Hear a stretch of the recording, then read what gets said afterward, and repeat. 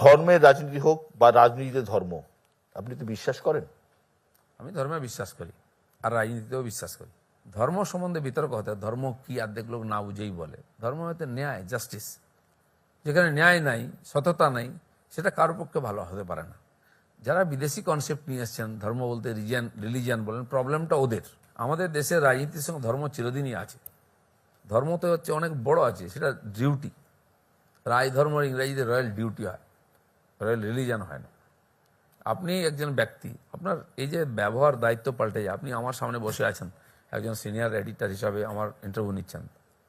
আপনি যখন বাড়িতে যাবেন, আপনি পরিবারের একজন হেড, সেখানের ব্যবহার, কথাবার্তা, সন্তান, স্ত্রী, মা, তার দায়িত্ব পাল্টে যাচ্ছে আপনার সেখানে। এই যে ভোটে রাম মন্দিরের কথা উঠছে, এটা কি হওয়া উচিত, নাকি ভোট চাওয়া উচিত কর্মের নামে, কাজের মাধ্যমে? দেখুন, যে কোনো ভালো কাজ করবে রাজনীতিতে তার অধিকার আছে ভোট চাওয়ার। রাম মন্দির হয়েছে, কে করেছে রাম মন্দির? এই সমাজের লোকেরা করেছে, দেশ করেছে। হ্যাঁ, একটা সংস্থা বিশ্ব হিন্দু পরিষদ সামনে ছিল, আন্দোলন করেছে, তাতে কেউ সাপোর্ট করেছে, কেউ করেনি, কেউ বিরোধিতা করেছে। মন্দির হয়ে গেছে।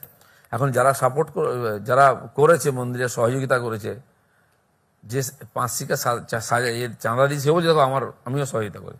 তো যে এত বড় কাজ করে তার সেও নেবে। রাজনীতিতে লাভ নেওয়াটা অনৈতিক কিছু মনে করি না আমি। যারা বিরোধিতা করেছেন তাদের পক্ষে সমস্যা হয়ে গেল, তাই তো সবাইকে ডাকা হয়েছে, আসুন রাম মন্দির দেখতে। সবাইকে চিঠি দেওয়া হয়েছিল, হয়ে গেছে, বিশ্বাস হচ্ছিল না, দেখে যান।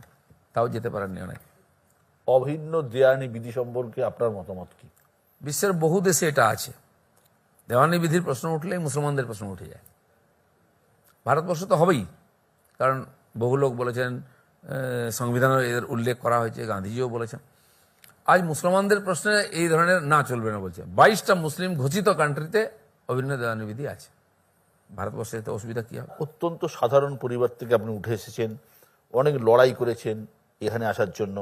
প্রথমে আরএসএস এর প্রচারক, তারপর ভারতীয় জনতা পার্টির সাধারণ সম্পাদক, রাজ্য সভাপতি, সর্বভারতীয় সহসভাপতি।